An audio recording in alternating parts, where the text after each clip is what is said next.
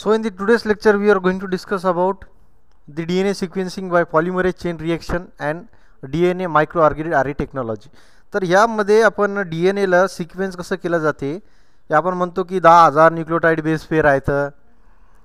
तर हे कसं कळलं जाते, DNA ला कसं रीड केलं जाते आणि त्याचे बॅकअप कसा घेतला जाते, that is done by a polymerase chain reaction that is known as PCR आणि microarray technique that is DNA microarray technique. तर या दोन्ही पण बघूत आपण. सर्वप्रथम आपण हे सर्वात महत्त्वाचं बघू, that is PCR polymerase chain reaction. हे सर्वात महत्त्वाचं आहे मॉलिक्युलर बायोलॉजीमध्ये. So this polymerase chain reaction was discovered by Carl Mullin in 1983 and he has got the Nobel Prize in 1993. So it is a scientific technique which is used in mole biology. This technique is used to identify and amplify the copies of known DNA. To generate thousands or millions of copy of DNA, the polymerase chain reaction is mostly used. So what is the principle of this polymerase chain reaction? So polymerase chain reaction is a thermal cyclic process where selective and repetitive amplification of the primer DNA takes place, and very important thing that is in the PCR a very specialized type of polymerase is used that is known as Taq polymerase, and this Taq polymerase is isolated from a well known bacteria that is a Thermus aquaticus, which is a extremophile bacteria, and its polymerase is highly stable to high thermal reactions.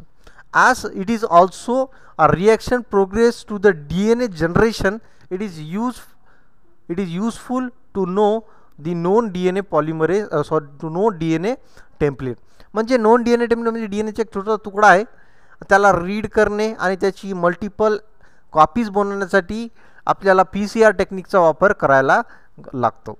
त्यासाठी सर्वात महत्त्वाचा जो enzyme आहे that is polymerase, that is टाक polymerase use करतो, जे की thermos ॲक्टिव्हिटीजपासून आपण घेतलेलो असतो. तर याची प्रोसिजर काय आहे? So we need a template that is DNA fragment that is up to 10 kbs up to size and shall be amplified up to 40 kbs in the size.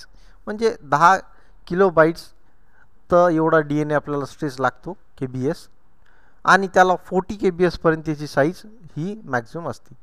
त्यानंतर the reaction should be carried out to the volume 10 to 200 microlitre and minimum that is 0.2 to 0.5 ml in it.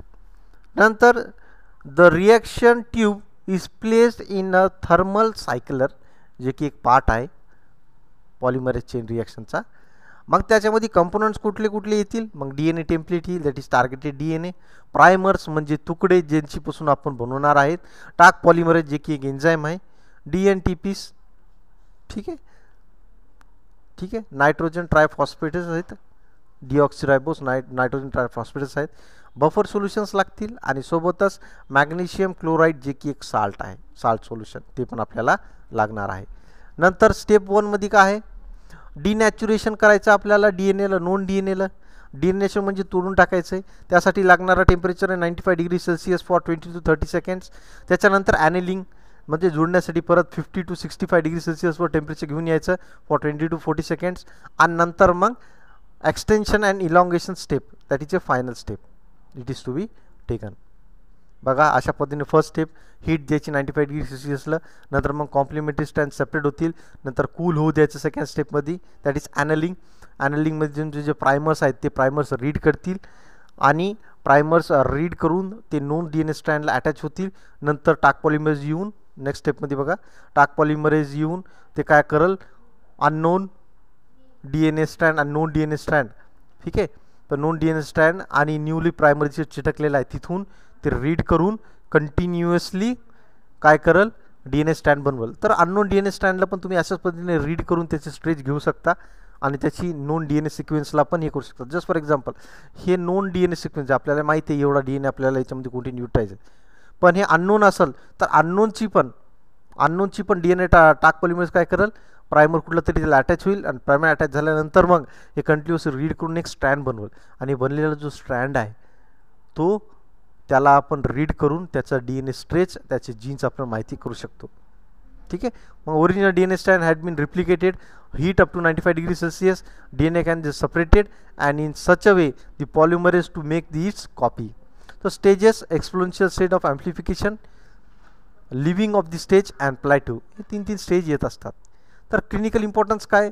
Role to diagnose the infectious disease of the PCR, role in the cancerous diagnosis, genetic disease आणि paternity टेस्टसाठी ह्या polymerase chain रिएक्शनचा आपण वापर करतो. आणि also it is known to know the genetic information or to study the genetic information of any organism, the PCR technique is to B use. Next technique आहे जे की microarray technique, that is DNA microarray technique. This is to be technique where the central dogma of life, that is DNA पासून mRNA पासून protein, हे आपला central dogma of life आहे. पण यामध्ये तुम्ही जर व्यवस्थितपणे बघित असाल तर तुम्ही इथं बघा काय केलेलं आहे. यामध्ये तुमचं जे काही पण जेनेटिक इन्फॉर्मेशन आहे तो actively in cellular signalling through continuously काय होते, DNA पासून mRNA पासून प्रोटीन आणि अशा पद्धतीने कंटिन्युअसली चलत राहतो. पण मायक्रोआरए टेक्निकमध्ये आपण काय बघणार आहे, तर मायक्रोआरए टेक्निकमध्ये तुम्ही सर्वात जास्त जी सेंट्रल डोग्मा ऑफ लाईफ आहे, ज्यामधून DNA पासून mRNA पासून प्रोटीन, तर ही टोटली जी आहे transcription and translation level process takes place. तर यामध्ये तुम्ही ट्रान्सक्रिप्शन लेवलवर कुठल्या जीनची ॲक्टिव्हिटी तुम्ही मोजू शकता, कुठलं DNA मायक्रोआरए टेक्निकमध्ये. So this technique should be used.